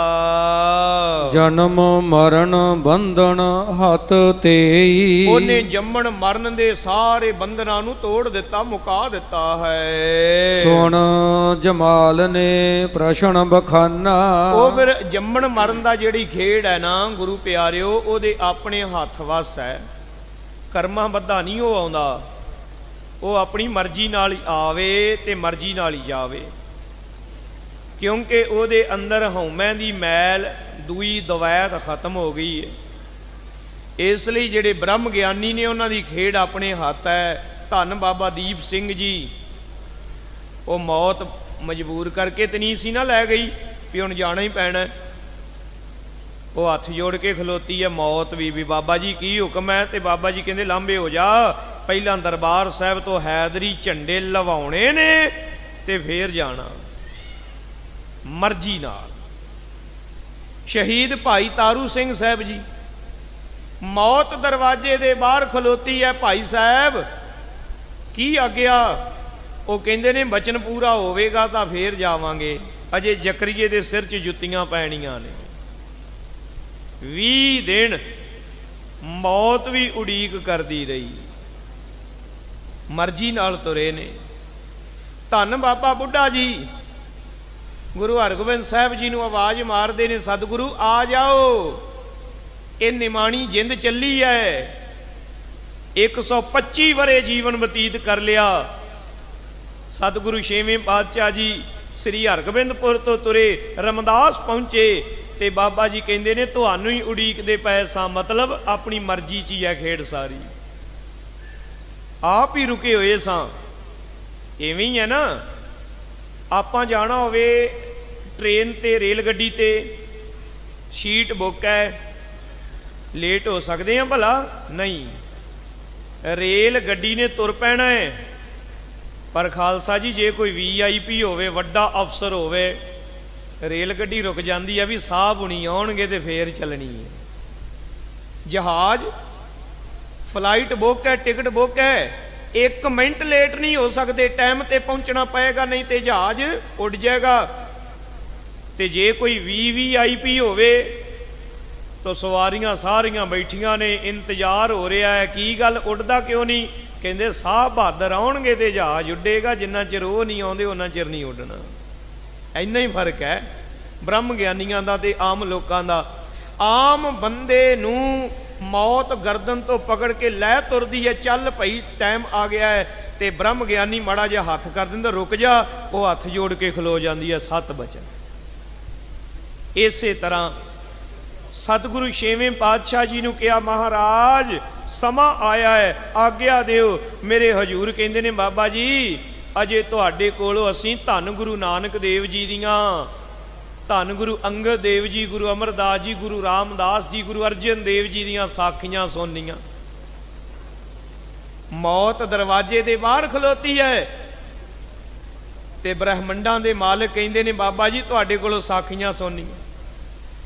ਬਾਬਾ ਜੀ ਇੱਕ ਨਜ਼ਰੇ ਵੇਂਦੇ ਨੇ ਮਾਲਕ ਵੱਲ, ਇੱਕ ਨਜ਼ਰੇ ਵੇਂਦੇ ਨੇ ਉਹ ਜਿਹੜੀ ਨੌਕਰ ਹੈ ਮੌਤ ਕਾਲ, ਉਹ ਦਰਵਾਜ਼ੇ ਦੇ ਬਾਹਰ ਮੁਸਕਰਾਉਂਦੇ ਨੇ।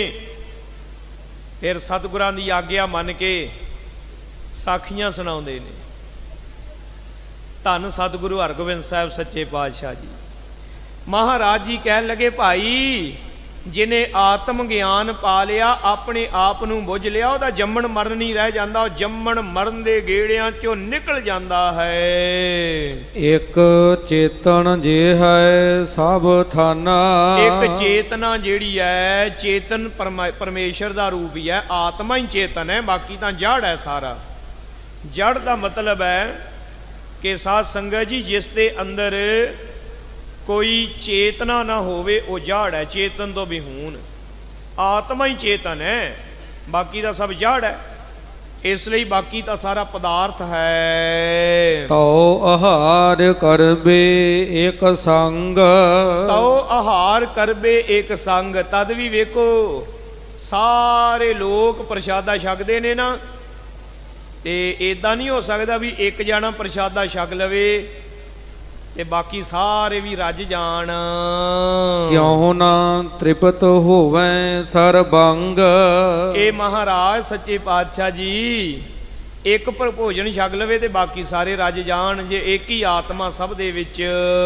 ਇੱਕ ਕੇ ਗਿਆਨ ਹੋਣ ਕਰ ਸਾਰੇ, ਮਤਲਬ ਇਹ ਹੈ ਪ੍ਰਸ਼ਨ ਦਾ, ਭਈ ਇੱਕ ਨੂੰ ਗਿਆਨ ਹੋ ਜਾਵੇ ਤੇ ਸਾਰੇ ਬੰਧਨ ਮੁਕਤ ਹੋ ਜਾਣ।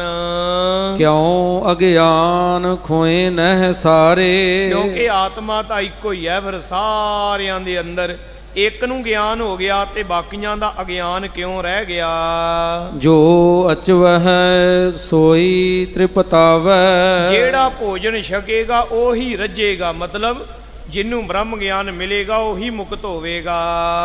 ਜੋ ਗਿਆਨੀ ਸੋ ਕੇਵਲ ਪਾਵੈ, ਤੇ ਜਿਹੜਾ ਗਿਆਨੀ ਹੈ ਉਹੀ ਕੈਵਲਯ ਅਵਸਥਾ ਨੂੰ ਪਾਵੇਗਾ। ਸ਼੍ਰੀ ਮੁਖ ਤੇ ਸ਼ੁਭ ਉੱਤਰ ਦੀਨ, ਸਤਿਗੁਰਾਂ ਦੇ ਸ੍ਰੀ ਮੁਖ ਦੇ ਪਵਿੱਤਰ ਅੰਮ੍ਰਿਤ ਬਚਨ ਸੁਣੋ ਕੀ ਉੱਤਰ ਦਿੰਦੇ ਹਨ। ਘਾਟ ਮਾਠੂ ਨਾਨਾ ਜਹ ਕਹਿ ਚੀਨ, ਮੇਰੇ ਦਾਤਾ ਜੀ ਕਹਿੰਦੇ ਨੇ ਜਿਸ ਪ੍ਰਕਾਰ ਇਹ ਉਦਾਹਰਣ ਬੜੀ ਮਸ਼ਹੂਰ ਹੈ ਘਟ ਦੇ ਮੱਠ ਵਾਲੀ। ਘਟ ਦਾ ਮਤਲਬ ਹੈ ਸਪੇਸ। ਸਾਧ ਸੰਗਤ ਜੀ ਜਿਸ ਪ੍ਰਕਾਰ ਸਪੇਸ ਹਰ ਜਗ੍ਹਾ ਤੇ ਹੈ ਤੇ ਮੱਠ ਮੈਨੇ ਹੈ ਘੜਾ। ਸਪੇਸ ਜਗ੍ਹਾ ਨੂੰ ਸਪੇਸ ਕਹਿੰਦੇ ਆ ਨਾ, ਤੇ ਸਪੇਸ ਸਾਰੇ ਥਾਂ ਤੇ ਹੈ ਤੇ ਹਰ ਘੜੇ ਦੇ ਅੰਦਰ ਵੀ ਸਪੇਸ ਹੈ, ਬਾਹਰ ਵੀ ਹੈ। ਏਕ ਆਕਾਸ਼ ਸਭਨ ਮਹਿ ਦੀਖਤ, ਸਾਧ ਸੰਗਤ ਜੀ ਇੱਕ ਆਕਾਸ਼ ਭਾਵ ਇੱਕ ਸਪੇਸ ਹੀ ਸਾਰਿਆਂ ਘੜਿਆਂ ਦੇ ਵਿੱਚ ਦਿਸਦੀ ਹੈ। ਨਿਰਣੈ ਕਰਹੁ ਭੇਵ ਨਹਿ ਈਖਤ, ਇਹਦਾ ਭਲੀ ਪ੍ਰਕਾਰ ਨਿਰਣਾ ਕਰੋ, ਕੋਈ ਫਰਕ ਤੇ ਨਹੀਂ ਆ ਨਾ, ਇੱਕੋ ਜੈਸਾ ਹੀ ਹੈ ਨਾ ਸਾਰੇ ਥਾਵਾਂ ਤੇ। ਪਾਏ ਪਦਾਰਥ ਜਿਸ ਘਾਟ ਵਿਖੈ, ਪਰ ਜਿਹੜੇ ਘੜੇ ਦੇ ਵਿੱਚ ਕੋਈ ਚੀਜ਼ ਪਾ ਦਿਓਗੇ, ਪਾਣੀ ਹੋਵੇ, ਦੁੱਧ ਹੋਵੇ, ਕੁਝ ਵੀ ਹੋਵੇ, ਤਿਸ ਤੇ ਹੀ ਨਿਕਸਤ ਸਭ ਦਿਖੈ, ਉਹਦੇ ਵਿੱਚੋਂ ਹੀ ਸਾਰੀਆਂ ਚੀਜ਼ਾਂ ਨਿਕਲਣਗੀਆਂ। ਜਿਹਦੇ ਵਿੱਚ ਪਾਣੀ ਪਾਇਆ ਉਹਦੇ ਚੋਂ ਪਾਣੀ ਨਿਕਲਣਾ। ਇਹ ਤਾਂ ਨਹੀਂ ਹੈ 4 ਘੜੇ ਰੱਖ ਦਿਓ, ਇੱਕ 'ਚ ਪਾਣੀ ਪਾ ਦਿਓ ਤੇ ਬਾਕੀ ਤਿੰਨਾਂ 'ਚ ਵੀ ਆ ਜਾਏਗਾ, ਇਦਾਂ ਤੇ ਨਹੀਂ ਨਾ ਹੁੰਦਾ। ਉਹ ਇੱਕ 'ਚ ਪਾਵਾਂਗੇ ਤੇ ਉਹਦੇ 'ਚੋਂ ਨਿਕਲੇਗਾ। ਜਿਸ ਮਠ ਮਹਿ ਦੀਪਕ ਹੈ 12, ਜਿਹੜੇ ਮੱਠ ਦੇ ਵਿੱਚ ਦੀਪਕ ਬਾਲਿਆ ਜਾਵੇ, ਤਿਸ ਇੱਕ ਮਹਿ ਹੋਏ ਸ ਉਜਿਆਰਾ, ਉਹਦੇ ਵਿੱਚ ਹੀ ਚਾਨਣਾ ਹੋਵੇਗਾ, ਦੂਜਿਆਂ ਵਿੱਚ ਨਹੀਂ। ਤਿਮ ਜਨਹੁ ਜਿਮ ਭੋਜਨ ਖਾਨੋ, ਇਸੇ ਪ੍ਰਕਾਰ ਜਿਹੜੀ ਭੋਜਨ ਖਾਣ ਵਾਲੀ ਉਦਾਹਰਣ ਹੈ। ਧਰਮ ਪ੍ਰਾਨ ਕੋ ਪਾਣੀ ਪਾਨੋ, ਉਹ ਵੀ ਇਸੇ ਪ੍ਰਕਾਰ ਹੀ ਹੈ ਕਿ ਜਿਹੜਾ ਭੋਜਨ ਛਕਦਾ ਹੈ ਉਹ ਰੱਜਦਾ ਹੈ ਤੇ ਦੂਜਾ ਜਿਹੜਾ ਹੈ ਉਹ ਨਹੀਂ ਰੱਜਦਾ। ਧਰਮ ਪ੍ਰਾਨ ਕੋ ਪਾਨੀ ਪਾਨੋ, ਕਿ ਧਰਮ ਦੀ ਜਿਹੜੀ ਸੋ ਸਾਧ ਸੰਗਤ ਜੀ ਇਸੇ ਪ੍ਰਕਾਰ ਜਿਹੜੀ ਅਧਿਆਤਮ ਦੀ ਕਿਰਿਆ ਹੈ ਉਹਨੂੰ ਵੀ ਇਸੇ ਤਰ੍ਹਾਂ ਹੀ ਸਮਝਣਾ ਕਰੋ। ਮਨ ਕੋ ਧਰਮ ਸਮਝਬੋ ਗਿਆਨ, ਜਿਹੜਾ ਸਰੀਰ ਦਾ ਧਰਮ ਹੈ ਉਹ ਜਲ ਤੇ ਭੋਜਨ ਤੇ ਨਿੰਦਰਾ ਤੇ ਸੁਆਸ, ਇਹ ਸਰੀਰ ਦਾ ਧਰਮ ਹੈ। ਸਰੀਰ ਨੂੰ ਭੁੱਖ ਲੱਗਣੀ ਹੈ, ਸਰੀਰ ਨੂੰ ਪਿਆਸ ਵੀ ਲੱਗਣੀ ਹੈ, ਸਰੀਰ ਨੇ ਸਾਹ ਵੀ ਲੈਣੇ ਨੇ, ਇਹਨੇ ਸੌਣਾ ਵੀ ਹੈ, ਇਹਦਾ ਸੁਭਾਵਿਕ ਧਰਮ ਹੈ।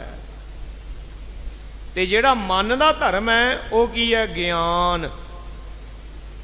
ਮਨ ਦਾ ਸੰਬੰਧ ਰੋਟੀ ਨਾਲ ਨਹੀਂ ਹੈ, ਮਨ ਦਾ ਸੰਬੰਧ ਪਾਣੀ ਨਾਲ ਸਵਾਸਾਂ ਨਾਲ ਨਹੀਂ ਹੈ, ਉਹ ਸਰੀਰ ਦਾ ਹੈ।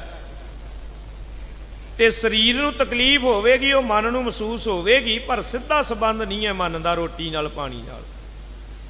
ਮਨ ਦਾ ਸੰਬੰਧ ਗਿਆਨ ਦੇ ਨਾਲ ਹੈ। ਆਤਮ ਸਾਖੀ ਸਭ ਕੋ ਜਾਣ, ਆਤਮਾ ਨੂੰ ਸਾਖੀ ਜਾਣੋ। ਆਤਮਾ ਦਾ ਸੰਬੰਧ ਇਹਦੇ ਨਾਲ ਦੁਨਿਆਵੀ ਇਨਫੋਰਮੇਸ਼ਨ ਦੇ ਨਾਲ ਵੀ ਨਹੀਂ, ਉਹ ਮਨ ਦੇ ਨਾਲ ਹੀ ਹੈ। ਇੰਦਰੀਆਵੀ ਗਿਆਨ ਦਾ ਸੰਬੰਧ। ਆਤਮਾ ਤਾਂ ਸਾਖੀ ਹੈ, ਵੇਖਣ ਵਾਲਾ ਹੈ ਇਹਨਾਂ ਨੂੰ। ਭੇਦ ਸਜਾਤ ਵਿਜਾਤੀ ਸੁਗਤ ਨਾ, ਨਾ ਉਹਦੇ ਵਿੱਚ ਸਜਾਤੀ ਨਾ ਉਹਦੇ ਵਿੱਚ ਵਿਜਾਤੀ, ਇਹ ਕੋਈ ਵੀ ਭੇਦ ਉਹਦੇ ਵਿੱਚ ਨਾ ਜਾਣੋ। ਸਭ ਤੇ ਨਿਆਰੋ ਬ੍ਰਹਮ ਸਚੇਤਨ, ਜਿਹੜਾ ਸੁਗਤ ਗਿਆਨ ਜਿਹੜੀ ਹੈ ਉਹ ਵੀ ਭੇਦ ਨਹੀਂ ਹੈ, ਤੇ ਸਭ ਤੋਂ ਨਿਆਰਾ ਹੈ, ਬ੍ਰਹਮ ਰੂਪ ਹੈ, ਉਹ ਸਦਾ ਚੇਤਨ ਸਰੂਪ ਹੈ। ਜਿਮ ਜੋਗ ਬਰਿਸ਼ ਸਜਾਤੀਵਾਨ, ਜਿਵੇਂ ਫਰਕ ਹੁੰਦਾ ਨਾ ਦਰਖਤਾਂ ਦਾ, ਸਜਾਤੀਵਾਨ ਇੱਕੋ ਤਰ੍ਹਾਂ ਦੇ ਦਰਖਤ ਹੋਣ। ਮੰਨ ਲਓ ਅਮਰੂਦ ਦੇ ਦਰਖਤ ਨੇ, ਜਾਮਣਾ ਦੇ ਦਰਖਤ ਨੇ, ਅੰਬ ਦੇ ਦਰਖਤ ਨੇ, ਦਰਖਤ ਲਾਏ ਅੱਡ ਅੱਡ ਨੇ ਸਾਰੇ। ਉਹ ਇੱਕ ਤਾਂ ਇਹ ਫਰਕ ਹੈ ਵੀ ਇਹ ਅੰਬ ਹੈ, ਇਹ ਜਾਮਨ ਹੈ, ਇਹ ਧਰੇਕ ਹੈ, ਇਹ ਪਿੱਪਲ ਹੈ, ਇਹ ਬੋੜ ਹੈ, ਇਹ ਫਰਕ ਹੋ ਗਿਆ।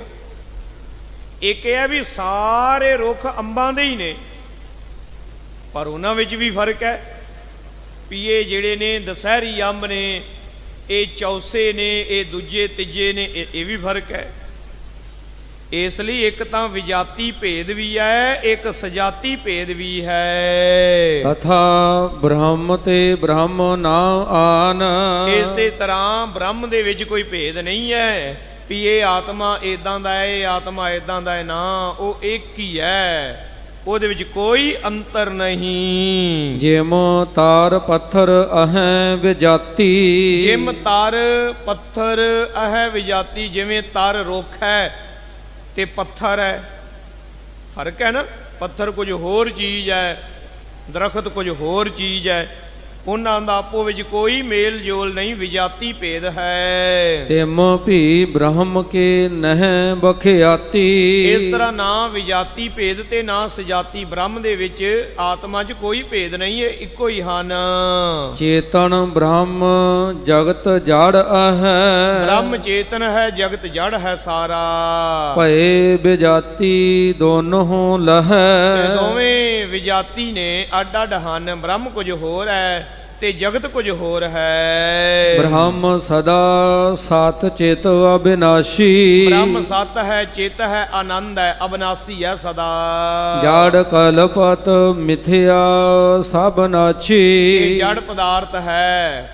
ਜੜ ਜਿਹੜਾ ਹੈ, ਪਦਾਰਥ ਜਿਹੜਾ ਜੜ ਹੈ, ਤੇ ਇਹ ਬੜੀ ਵਾਰਾਂ ਪੈਦਾ ਹੋਇਆ ਤੇ ਬੜੀ ਵਾਰਾਂ ਖਤਮ ਹੋ ਗਿਆ। ਬ੍ਰਹਮ ਦੇ ਵਿੱਚੋਂ ਹੀ ਪੈਦਾ ਹੋਇਆ ਤੇ ਬ੍ਰਹਮ ਦੇ ਵਿੱਚ ਹੀ ਫਿਰ ਸਮਾ ਗਿਆ, ਖਤਮ ਹੋ ਗਿਆ। ਬ੍ਰਹਮ ਕੋ ਨਹੀਂ ਵਿਜਾਤੀ ਰਹੈ, ਬ੍ਰਹਮ ਜਿਹੜਾ ਹੈ ਨਾ ਪਰਮੇਸ਼ਰ, ਨਹੀਂ ਵਿਜਾਤੀ ਰਹਿ, ਉਹ ਵਿਜਾਤੀ ਨਹੀਂ ਹੈ, ਅੱਡ ਨਹੀਂ ਹੈ। ਜਾਂ ਤੇ ਭੇਦ ਬ੍ਰਹਮ ਨਹਿ ਲਹੈ, ਇਸ ਲਈ ਬ੍ਰਹਮ ਦਾ ਕੋਈ ਭੇਦ ਨਹੀਂ ਹੈ। ਨੇਤ ਨੇਤ ਬਨ ਤਰਨ ਕਹਿਤ, ਉਹ ਤਾਂ ਨਾ ਇਤੀ ਨਾ ਇਤੀ ਨਾ ਇਤੀ ਵਾਲੀ ਗੱਲ ਹੀ ਮੰਨਣੀ ਪੈਂਦੀ। ਜਥਾ ਬਿਰਸ਼ ਕੇ ਸ਼ਾਖਾ ਟਾਸ, ਜਿਵੇਂ ਬਿਰਖ ਹੈ ਉਹ ਇੱਕ ਹੀ ਹੈ, ਉਹਦੀਆਂ ਸ਼ਾਖਾਂ ਨੇ ਔਰ ਉਹਦੇ ਪੱਤੇ ਨੇ, ਫੁੱਲ ਨੇ, ਫਲ ਹਨ, ਜੜਾਂ ਹਨ, ਤਨਾ ਹੈ। ਸੁਗਤ ਭੇਦ ਕੋ ਏਮ ਨਿਰਜਾਸ। ਇਹ ਸੁਗਤ ਆਪਣੇ ਆਪ ਦੇ ਵਿੱਚ ਹੀ ਭੇਦ ਹੈ। ਰੋਖੀ ਜੜਾਂ ਅੱਡ ਨੇ, ਤਨਾ ਅੱਡ ਹੈ, ਟਹਿਣੀਆਂ ਅੱਡ ਨੇ, ਪੱਤੇ ਅੱਡ ਨੇ, ਫੁੱਲ ਅੱਡ ਨੇ, ਫਲ ਅੱਡ ਨੇ। ਹੈ ਉਹ ਦਰਖਤ ਇੱਕ ਹੀ, ਪਰ ਉਹਦੇ ਵਿੱਚ ਭੇਦ ਹੈ, ਫਰਕ ਹੈ ਆਪੋ ਵਿੱਚ ਹੀ ਅੰਗਾਂ ਅੰਗਾਂ ਦਾ। ਜਿਮ ਨਰ ਤਨ ਪ੍ਰਤ ਅੰਗ ਸੋ ਅੰਗ।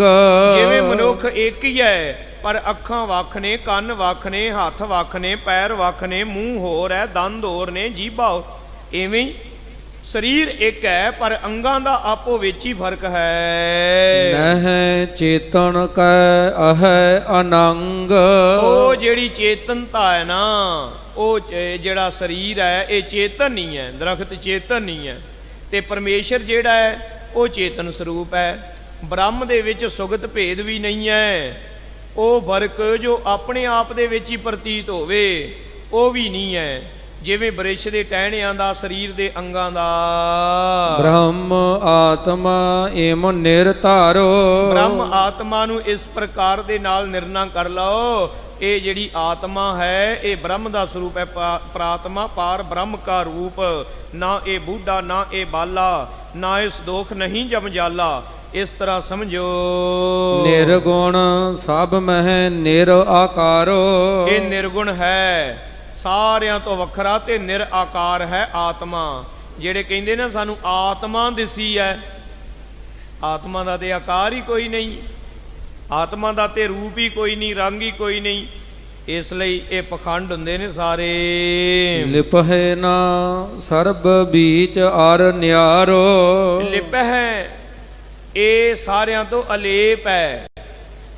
ਸਰਬ ਬੀਚ ਅਰ ਨਿਆਰੋ, ਸਾਰਿਆਂ ਦੇ ਵਿੱਚ ਵੀ ਹੈ ਤੇ ਨਿਆਰਾ ਵੀ ਹੈ। ਜਿਉ ਜਲ ਭੀਤਰ ਦੀਖਤ ਤਾਰੋ। ਜਿਸ ਪ੍ਰਕਾਰ ਸਾਧ ਸੰਗਤ ਜੀ ਪਾਣੀ ਦੇ ਵਿੱਚ ਸਾਨੂੰ ਪ੍ਰਤੀਬਿੰਬ ਨਜ਼ਰ ਆਉਂਦਾ ਹੈ ਤਾਰਿਆਂ ਦਾ, ਚੰਦਰਮਾ ਇਤਿਆਦਿਕ ਦਾ ਰਾਤ ਨੂੰ। ਤਾਨ ਘਾਟ ਅੰਤ ਹੈ ਕਰਨ ਸੋ ਜਲ ਹੈ। ਸਾਧ ਸੰਗਤ ਜੀ ਤਨ ਘਟ ਜਿਹੜਾ ਸਰੀਰ ਹੈ, ਤਨ ਹੈ ਸਾਡਾ, ਇਹ ਘੜਾ ਹੈ।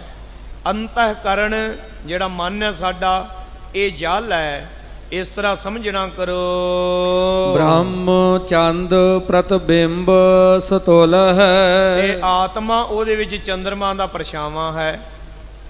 ਇੱਕ ਘੜਾ ਪਿਆ ਹੈ, ਉਹਦੇ ਵਿੱਚ ਪਾਣੀ ਹੈ, ਤੇ ਰਾਤ ਨੂੰ ਉਹਦੇ ਵਿੱਚ ਚੰਦਰਮਾ ਦਾ ਅਕਸ ਨਜ਼ਰ ਆਉਂਦਾ ਹੈ। ਕਹਿੰਦੇ ਜਿਹੜਾ ਘੜਾ ਹੈ ਇਹ ਸਾਡਾ ਸਰੀਰ ਹੈ, ਜਿਹੜਾ ਵਿੱਚ ਪਾਣੀ ਹੈ ਉਹ ਸਾਡਾ ਮਨ ਹੈ, ਤੇ ਜਿਹੜਾ ਵਿੱਚ ਚੰਦਰਮਾ ਨਜ਼ਰ ਆਉਂਦਾ ਨਾ ਉਹ ਸਾਡੀ ਆਤਮਾ ਹੈ। ਭਾਵ ਘੜਾ ਤਾਂ ਹੈ, ਪਾਣੀ ਤਾਂ ਹੈ, ਪਰ ਚੰਦਰਮਾ ਉਹ ਉਹਦੇ ਵਿੱਚ ਨਹੀਂ ਹੈ। ਉਹ ਹੈ ਤਾਂ ਬਾਹਰ, ਪਰ ਨਜ਼ਰ ਇਹਦੇ ਵਿੱਚ ਆਉਂਦਾ। ਚੰਦਰਮਾ ਜਿਹੜਾ ਹੈ ਉਹ ਬ੍ਰਹਮ ਹੈ, ਤੇ ਚੰਦਰਮਾ ਦਾ ਜਿਹੜਾ ਅਕਸ ਹੈ ਉਹ ਆਤਮਾ ਹੈ। ਤੇ ਕੀ ਉਹ ਆਤਮਾ ਬ੍ਰਹਮ ਨਾਲੋਂ ਨਿਆਰਾ ਹੈ? ਕੀ ਉਹ ਚੰਦਰਮਾ ਆਪਣੇ ਅਕਸ ਨਾਲੋਂ ਵੱਖਰਾ ਹੈ? ਬਿਲਕੁਲ ਵੀ ਨਹੀਂ। ਇਸੇ ਤਰ੍ਹਾਂ ਜਾਣਨਾ ਕਰੋ। ਸਭ ਮਹਿ ਭਾਸੈ ਸਭ ਤੇ ਨਿਆਰੋ। ਉਹ ਬ੍ਰਹਮ ਚੰਦਰਮਾ ਸਰੂਪ ਸਾਰਿਆਂ ਦੇ ਅੰਦਰ ਵੀ ਹੈ, ਤੇ ਸਾਧ ਸੰਗਤ ਜੀ ਸਾਰਿਆਂ ਤੋਂ ਨਿਆਰਾ ਵੀ ਹੈ। ਏਵ ਆਤਮਾ ਕੋ ਔਰ ਧਾਰੋ। ਇਸ ਤਰ੍ਹਾਂ ਜਾਣਨਾ ਕਰੋ ਆਤਮਾ ਦੇ ਬਾਰੇ ਵੀ। ਆਤਮਾ ਕੀ ਚੀਜ਼ ਹੈ? ਇਹ ਹੈ ਆਤਮਾ। ਇਸ ਪ੍ਰਕਾਰ ਜਿਨ ਸਮਝੋ ਨ ਕੀਨ। ਇਸ ਪ੍ਰਕਾਰ ਦੇ ਨਾਲ ਸਾਰੀ ਵਾਰਤਾ ਨੂੰ ਭਲੀ ਪ੍ਰਕਾਰ ਸਮਝ ਲੈਣਾ ਕੀਤਾ ਗੁਰੂ ਕਿਆਂ ਸਿੱਖਾਂ। ਸੇ ਗੁਰ ਕੇ ਸਿੱਖ ਪਰਮ ਪਰਬੀਨ। ਉਹ ਗੁਰੂ ਕੇ ਸਿੱਖ ਪਰਮ ਪ੍ਰਬੀਨ ਹਨ। ਸੁਣ ਜਮਾਲ ਗੁਰ ਕੋ ਸਿੱਖ ਭਇਓ। ਭਾਈ ਜਮਾਲ ਪਰਮ ਪ੍ਰਬੀਨ ਸਿੱਖਾਂ ਦੇ ਵਿੱਚ ਆ ਗਿਆ, ਜਿਨੇ ਇਹ ਗੱਲ ਬੁੱਝ ਲਈ, ਜਾਣ ਲਈ, ਸਤਿਗੁਰਾਂ ਨੇ ਬੁਝਾ ਦਿੱਤੀ। ਇਸ ਤਰ੍ਹਾਂ ਸਾਧ ਸੰਗਤ ਜੀ ਰਹਿਰਾਸ ਸਾਹਿਬ ਜੀ ਦੇ ਵਿੱਚ ਵੀ ਆਪਾਂ ਬਾਣੀ ਦੇ ਬਚਨ ਪੜ੍ਹਦੇ ਹਾਂ। ਜਿਸ ਨੂੰ ਤੂੰ ਜਾਣਾਏ ਸੋਈ ਜਨ ਜਾਣੈ, ਹਰ ਗੁਣ ਸਦ ਹੀ ਆਖ ਵਖਾਣੈ। ਜਿਹਨੂੰ ਮੇਰੇ ਪਾਤਸ਼ਾਹ ਤੁਸੀਂ ਜਾਣਾ ਦਿੰਦੇ ਹੋ ਨਾ, ਉਹ ਜਾਣਦਾ ਹੈ, ਤੇ ਜਿਹਨੂੰ ਤੁਸੀਂ ਨਹੀਂ ਨਾ ਜਣਾਉਂਦੇ ਉਹ ਨਹੀਂ ਜਾਣਦਾ, ਜੋ ਮਰਜੀ ਜ਼ੋਰ ਲਾਈ ਜਾ ਉਹਨੂੰ ਸਮਝ ਨਹੀਂ ਆਉਣੀ। ਜੜ ਚੇਤਨ ਕੋ ਨਿਰਣੈ ਕੀਓ, ਇਸ ਤਰ੍ਹਾਂ ਜੜ ਤੇ ਚੇਤਨ ਦਾ ਨਿਰਣਾ ਆਪੋ ਵਿੱਚ ਦੀ ਕਰ ਲਿਆ।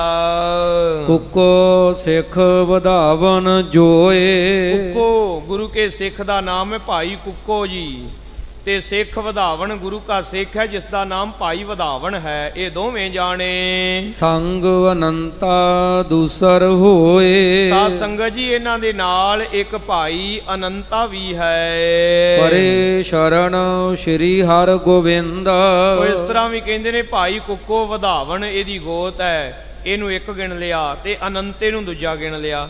ਇਸ ਤਰ੍ਹਾਂ ਦੋ ਵੀ ਗਿਣਦੇ ਨੇ, ਕਈਆਂ ਨੇ ਤਿੰਨ ਵੀ ਗਿਣਿਆ ਹੈ। ਪਰੇ ਸ਼ਰਨ ਸ੍ਰੀ ਹਰਗੋਬਿੰਦ, ਸ੍ਰੀ ਗੁਰੂ ਹਰਗੋਬਿੰਦ ਸਾਹਿਬ ਮਹਾਰਾਜ ਜੀ ਦੀ ਸ਼ਰਨ ਵਿੱਚ ਪੈ ਗਏ। ਬੰਦਤ ਦੋਨੋਂ ਪਾਦ ਅਰਬਿੰਦ, ਦੋਵੇਂ ਹੱਥ ਜੋੜ ਕੇ ਬੰਦਨਾ ਕੀਤੀ, ਨਮਸਕਾਰ ਕੀਤੀ। ਹਾਥ ਜੋਰ ਜੋਗ ਅਰਜ਼ ਗੁਜਾਰੀ, ਹੱਥ ਜੋੜ ਕੇ ਬੇਨਤੀ ਕਰਦੇ ਹਨ। ਭਏ ਗੁਰੂ ਨਾਨਕ ਨਿਰੰਕਾਰੀ, ਧੰਨ ਸ਼੍ਰੀ ਗੁਰੂ ਨਾਨਕ ਦੇਵ ਨਿਰੰਕਾਰੀ ਪਹਿਲੇ ਪਾਤਸ਼ਾਹ ਜੋ ਹੋਏ ਨੇ। ਕੀਨਸ ਅੰਗੀਕਾਰ ਕਰਾਹ, ਮਹਾਰਾਜ ਗੁਰੂ ਨਾਨਕ ਦੇਵ ਜੀ ਨੇ ਕੜਾਹ ਪ੍ਰਸ਼ਾਦ ਨੂੰ ਹੀ ਪ੍ਰਵਾਨ ਕੀਤਾ ਹੈ। ਅਪਰ ਪ੍ਰਸਾਦ ਕੀਓ ਹਿਤ ਨਾਹ, ਹੋਰ ਕਿਸੇ ਪ੍ਰਸ਼ਾਦ ਨੂੰ ਮਹਾਰਾਜ ਜੀ ਨੇ ਹਿਤ ਨਹੀਂ ਕੀਤਾ, ਪ੍ਰਵਾਨ ਨਹੀਂ ਕੀਤਾ। ਆਪਾਂ ਵੀ ਇਹ ਜਾਣ ਲਈਏ ਵੀ ਸਤਿਗੁਰਾਂ ਨੂੰ ਕੜਾਹ ਪ੍ਰਸ਼ਾਦ ਦੀ ਦੇਗ ਹੀ ਪਿਆਰੀ ਹੈ।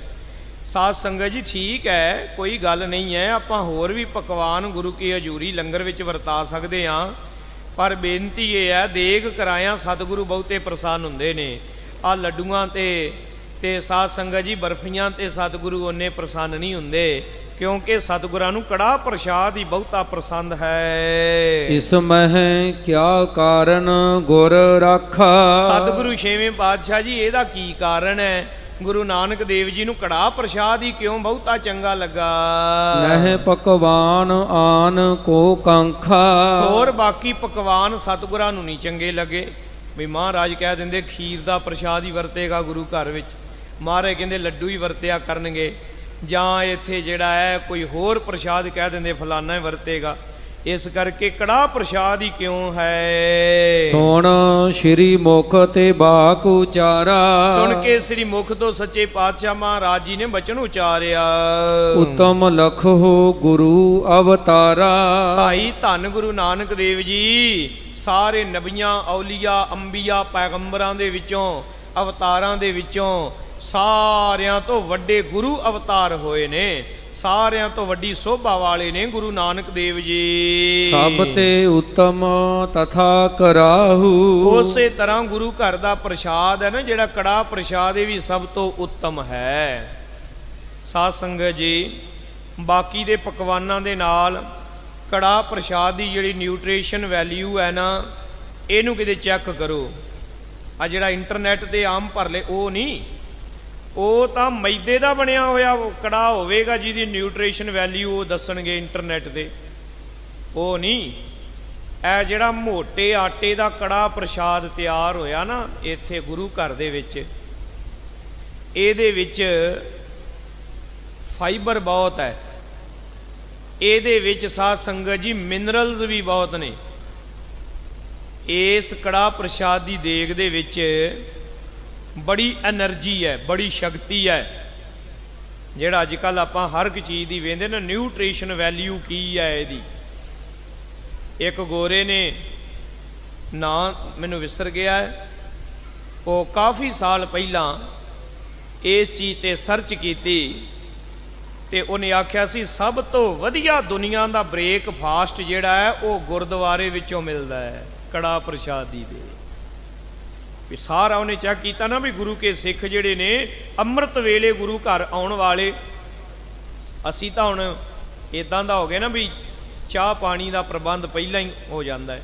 ਪੁਰਾਤਨ ਗੁਰਸਿੱਖਾਂ ਦਾ ਇਹ ਅੱਜ ਵੀ ਬੜੇ ਨੇ ਨੇਮੀ, ਉਹ ਪਾਣੀ ਤੋਂ ਬਗੈਰ ਕੋਈ ਚੀਜ਼ ਮੂੰਹ ਨੂੰ ਨਹੀਂ ਲਾਉਂਦੇ ਗੁਰੂ ਕੇ ਦਰਸ਼ਨਾਂ ਤੋਂ ਪਹਿਲਾਂ। ਤੋ ਸਾਧ ਸੰਗਤ ਜੀ ਜਦੋਂ ਆਉਣਾ ਗੁਰੂ ਕੇ ਦਰਸ਼ਨ ਕਰਨੇ ਤੇ ਕੜਾਹ ਪ੍ਰਸ਼ਾਦ ਦੀ ਦੇਗ ਹੀ ਸੁੱਚੇ ਮੂੰਹ ਪ੍ਰਾਪਤ ਹੋਣੀ ਤੇ ਉਹ ਛਕਣਾ। ਤੇ ਗੋਰੇ ਨੇ ਸਰਚ ਕੀਤੀ, ਉਹਨੇ ਆਖਿਆ ਜੀ ਕੜਾਹ ਪ੍ਰਸ਼ਾਦ ਜਿਹੜਾ ਦਿੰਦੇ ਨਾ ਇਹ ਦੁਨੀਆ ਦਾ ਸਭ ਤੋਂ ਬੈਸਟ ਸਭ ਤੋਂ ਵਧੀਆ ਬ੍ਰੇਕਫਾਸਟ ਹੈ, ਇਹਦੇ ਨਾਲ ਦਾ ਬ੍ਰੇਕਫਾਸਟ ਹੀ ਹੋਰ ਕੋਈ। ਇਸ ਤਰ੍ਹਾਂ ਕੜਾਹ ਪ੍ਰਸ਼ਾਦ ਦੀ ਦੇਗ ਨੂੰ ਸਾਰੇ ਪਕਵਾਨਾਂ ਦੇ ਵਿੱਚੋਂ ਉੱਤਮ ਮੰਨਿਆ ਹੈ। ਦੂਜਾ, ਕੜਾਹ ਪ੍ਰਸ਼ਾਦ ਦੁਨੀਆ ਦੇ ਵਿੱਚ ਕਿਸੇ ਨੂੰ ਵੀ ਮਨਾ ਨਹੀਂ ਹੈ। ਇਹ ਜਿਹੜਾ ਗੁਰੂ ਘਰ ਵਿੱਚ ਬਣਿਆ, ਇਹ ਜਿਹੜਾ ਹਲਵਾਈ ਦੀ ਕਿਸੇ ਦੁਕਾਨ ਵਾਲੇ ਦੀ ਗੱਲ ਨਹੀਂ ਹੈ, ਇਹ ਮਨਾ ਨਹੀਂ ਹੈ। ਕਈ ਸਾਡੇ ਵਿੱਚੋਂ ਡਰਦੇ ਨੇ ਜੀ ਹਾਈ ਬੀਪੀ ਹੈ ਤੇ ਕੜਾਹ ਪ੍ਰਸ਼ਾਦ ਘਿਓ ਤੋਂ ਬਣਿਆ ਹੈ। ਨਾਮ ਭਾਈ ਤੂੰ ਤਜਰਬਾ ਕਰਕੇ ਵੇਖ ਲੈ, ਇਹਦੇ ਨਾਲ ਤੈਨੂੰ ਕੁਝ ਨਹੀਂ ਹੋਣਾ, ਠੀਕ ਹੋ ਜਾਏਗਾ, ਬਿਮਾਰ ਨਹੀਂ ਹੁੰਦਾ। ਕਈ ਕਹਿੰਦੇ ਸ਼ੂਗਰ ਹੈ, ਕੜਾਹ ਪ੍ਰਸ਼ਾਦ ਸੁਆਇਆ ਜਿਹਾ ਹੀ ਜਿੰਨਾ ਮਿਲਦਾ ਲੈ ਕੇ ਛਕ, ਤੇਰੀ ਸ਼ੂਗਰ ਦਾ ਇੱਕ ਭੋਰਾ ਫਰਕ ਨਹੀਂ ਪੈਣਾ।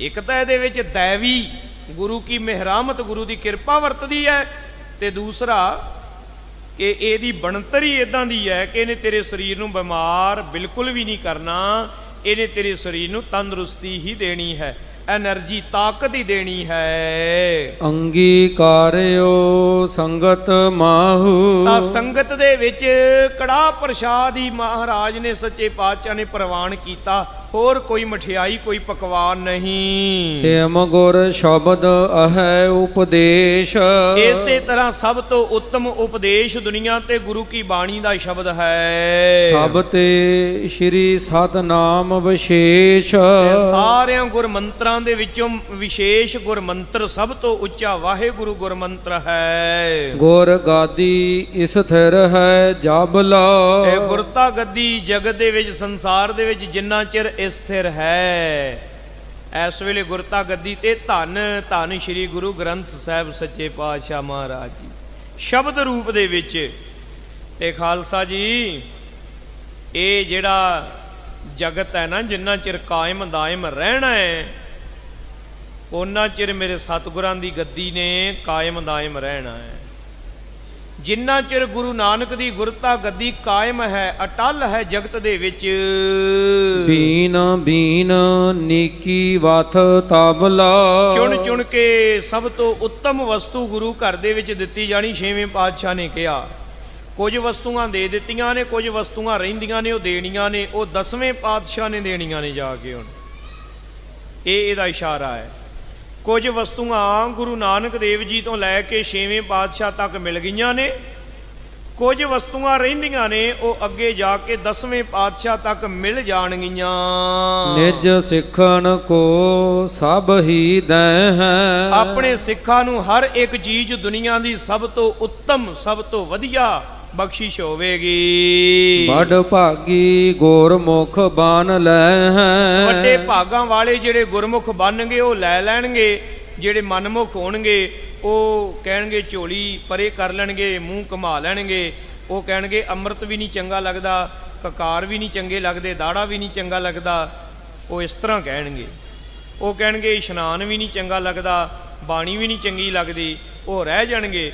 ਜਿਹੜੇ ਗੁਰਮੁਖ ਹੋਣਗੇ ਉਹ ਲੈ ਲੈਣਗੇ। ਜਗ ਸਾਰੇ ਮਹਿ ਸਾਰ ਨਿਕਾਰੈ, ਸਾਰੇ ਜਗਤ ਦੇ ਵਿੱਚ ਸਭ ਤੋਂ ਉੱਤਮ ਪਰਮੇਸ਼ਰ ਦੀਆਂ ਵਸਤੂਆਂ ਦਾ ਸਾਰ ਕੱਢ ਕੇ ਦੇ ਗੁਰ ਸਿੱਖ ਸੋ ਅੰਗੀਕਾਰੈ, ਉਹ ਗੁਰੂ ਕੇ ਸਿੱਖਾਂ ਨੂੰ ਦੇਣਾ ਹੈ ਤੇ ਗੁਰੂ ਕੇ ਸਿੱਖ ਉਹਨੂੰ ਅੰਗੀਕਾਰ ਕਰ ਲੈਣਗੇ। ਸ਼ਰਤੀ ਸ਼ਾਸਤਰਨ ਸਾਰ ਨਿਕਾਰੈ, ਸ਼ਾਸਤਰਾਂ ਦਾ ਤੇ ਜਿਹੜੇ ਸ਼ਾਸਤਰਾਂ ਦਾ ਤੇ ਸ਼ਰੂਤੀਆਂ ਇਤਿਆਦਿਕ ਦਾ, ਸਾਰੇ ਵੇਦਾਂ ਦਾ, ਕਿਤਾਬਾਂ ਦਾ ਭਾਵ ਉਹਨਾਂ ਦਾ ਜਿਹੜਾ ਤੱਤ ਗਿਆਨ ਹੈ ਨਾ, ਅਸਲ ਗਿਆਨ ਹੈ ਜਿਹੜਾ ਧੁਰ ਕੀ ਬਾਣੀ ਆਈ ਤਿਨ ਸਗਲੀ ਚਿੰਤ ਮਿਟਾਈ, ਉਹ ਜਿਹੜਾ ਗਿਆਨ ਗਤ ਦਾਇਕ ਜਿਮ ਸ਼ਬਦ ਉਚਾਰੈ, ਉਹ ਗਤ ਦਾਇਕ ਜੋ ਗੁਰਬਾਣੀ ਦੇ ਸ਼ਬਦ ਨੇ ਉਹਨਾਂ ਦਾ ਉਚਾਰਨ ਸਤਿਗੁਰੂ ਮਹਾਰਾਜ ਜੀ ਨੇ ਆਖਿਆ ਉਹ ਪ੍ਰਾਪਤ ਹੋਵੇਗਾ ਗੁਰੂ ਕੇ ਸਿੱਖਾਂ ਨੂੰ। ਸੋ ਇਸ ਤਰ੍ਹਾਂ ਇੱਥੇ ਅੱਜ ਦੇ ਪ੍ਰਸੰਗ ਨੂੰ ਸਮੇਂ ਦੇ ਲਿਹਾਜ਼ ਮੁਤਾਬਕ ਸੰਕੋਚਦੇ ਹੋਏ ਖਿਮਾ ਦੇ ਜਾਚਕਾਂ ਸਾਧ ਸੰਗਤ ਜੀ, ਸਤਿਗੁਰੂ ਮਿਹਰ ਕਰਨ। ਸਭ ਤੋਂ ਉੱਤਮ ਵਸਤੂਆਂ ਸਤਿਗੁਰਾਂ ਨੇ ਸਾਨੂੰ ਦਿੱਤੀਆਂ ਨੇ। ਵੇਖੋ ਆਪਾਂ ਪਰਮੇਸ਼ਰ ਦੇ ਬਣਾਏ ਹੋਏ ਸਰੂਪ ਦੇ ਵਿੱਚ ਆ, ਤੇ ਜੋ ਪਰਮੇਸ਼ਰ ਨੇ ਨਿਯਮ ਬਣਾਇਆ ਹੈ ਉਹਦੇ ਅਨੁਸਾਰ ਜੀਵਨ ਬਤੀਤ ਕਰਨਾ। ਹੁਣ ਤਾਂ ਮੈਡੀਕਲ ਸਾਇੰਸ ਵੀ ਇਹ ਕਹਿੰਦਾ, ਮੈਡੀਕਲ ਸਾਇੰਸ ਗੁਰਮਤਿ ਦੇ ਨਜ਼ਰੀਏ ਤੋਂ ਨਹੀਂ, ਧਰਮ ਦੇ ਨਜ਼ਰੀਏ ਤੋਂ ਨਹੀਂ, ਪਿਓਰ ਸਾਇੰਟੀਫਿਕ ਨਜ਼ਰੀਏ ਤੋਂ ਸਰਚ ਕਰਕੇ ਵੇਖ ਲਓ ਸੌਣ ਦਾ ਸਹੀ ਸਮਾਂ ਕਿਹੜਾ ਹੈ। ਡਾਕਟਰ ਕਹਿੰਦੇ 9 ਤੋਂ 10 ਵਜੇ ਦੇ ਵਿੱਚ। ਜਾਗਣ ਦਾ ਸਹੀ ਸਮਾਂ ਕਿਹੜਾ ਹੈ, ਉਹ ਕਹਿੰਦੇ 4 ਤੋਂ 5 ਵਜੇ ਦੇ ਵਿੱਚ। ਧੰਨ ਗੁਰੂ ਨਾਨਕ ਦੇਵ ਜੀ ਕਿਸੇ ਡਾਕਟਰ ਨੂੰ ਤਾਂ ਨਹੀਂ ਸੀ ਪੁੱਛਣ ਗਏ ਵੀ ਡਾਕਟਰ ਸਾਹਿਬ ਸੌਣਾ ਕਿੰਨੇ ਵਜੇ ਚਾਹੀਦਾ ਤੇ ਜਾਗਣਾ ਕਿੰਨੇ ਵਜੇ, ਮੈਂ ਆਪਣੇ ਸਿੱਖਾਂ ਨੂੰ ਦੱਸਣਾ। ਸਾਧ ਸੰਗਤ ਜੀ, ਸਭ ਤੋਂ ਉੱਤਮ ਚੀਜ਼ਾਂ ਗੁਰੂ ਨਾਨਕ ਨੇ ਸਾਡੀ ਝੋਲੀ ਪਾਈਆਂ ਨੇ, ਸਰੂਪ ਵੀ, ਮਰਜ਼ਾਦਾ ਵੀ, ਭੋਜਨ ਵੀ, ਹਰ ਇੱਕ ਚੀਜ਼। ਤੇ ਇਸ ਕਰਕੇ ਗੁਰੂ ਸਵਾਰਿਓ, ਆਪਾਂ ਗੁਰੂ ਨਾਨਕ ਦੀ ਮਰਜ਼ਾਦਾ ਦੇ ਧਾਰਨੀ ਕਿਉਂ ਨਹੀਂ ਬਣਦੇ? ਆਪਾਂ ਕਿਉਂ ਵਹਿੰਦੇ ਰਹਿੰਦੇ ਹਾਂ? ਜਿਹੜੀ ਗੱਲ ਦਾ ਸਾਇੰਸ ਮੋਹਰ ਲਾਵੇਗਾ ਉਹ ਮੰਨਾਂਗੇ। ਉਹ ਰੱਬ ਦਿਓ ਬੰਦਿਓ, ਗੁਰੂ ਨਾਨਕ ਦੇ ਉਪਦੇਸ਼ ਦੇ ਉੱਤੇ ਸਾਨੂੰ ਕੋਈ ਸ਼ੱਕ ਹੈ? ਅਸੀਂ ਉਡੀਕਦੇ ਕਿਉਂ ਰਹਿੰਦੇ ਹਾਂ? ਮੋਹਰ ਲਵਾ ਲਈਏ ਕਿਸੇ ਵਿਗਿਆਨੀ ਦੀ। ਸਾਧ ਸੰਗਤ ਜੀ, ਧੰਨ ਗੁਰੂ ਨਾਨਕ ਦੇ ਭਰੋਸਾ ਕਰਕੇ ਗੁਰੂ ਕੀ ਮਰਜ਼ਾਦਾ ਦੇ ਧਾਰਨੀ ਬਣੀਏ, 5 ਕਕਾਰਾਂ ਵਿੱਚ ਪ੍ਰਪੱਕ ਹੋਈਏ, 4 ਬੱਜਰ ਕਰਈਤਾਂ ਤੋਂ ਖਹਿੜਾ ਛੁਡਾਈਏ, ਖੰਡੇ ਬਾਟੇ ਦੇ ਅੰਮ੍ਰਿਤ ਦੇ ਧਾਰਨੀ ਹੋ ਕੇ ਖਾਲਸੇ ਸਜੀਏ, ਸ਼ਸਤਰ ਤੇ ਸ਼ਾਸਤਰ ਵਿੱਚ ਪੂਰੇ, ਬਾਣੀ ਤੇ ਬਾਣੇ ਦੇ ਵਿੱਚ ਪ੍ਰਪੱਕ ਹੋਈਏ। ਆਓ ਅਖੀਰਲੇ ਬਚਨਾਂ ਨੂੰ ਰਸਨਾ ਦੁਆਰਾ ਸਾਂਝੇ ਕਰਕੇ ਸਤਿਗੁਰਾਂ ਦੇ ਚਰਨਾਂ ਦੀਆਂ ਖੁਸ਼ੀਆਂ ਪ੍ਰਾਪਤ ਕਰੀਏ। ਸ਼ਰੂਤੀ ਸ਼ਾਸਤਰ ਅਨੁਸਾਰ ਨਿਕਾਰੈ, ਗਤ ਦਾਇਕ ਜਿਮ ਸ਼ਬਦ ਉਚਾਰੈ। ਵਾਹਿਗੁਰੂ ਜੀ ਕਾ ਖਾਲਸਾ, ਵਾਹਿਗੁਰੂ ਜੀ ਕੀ ਫਤਿਹ।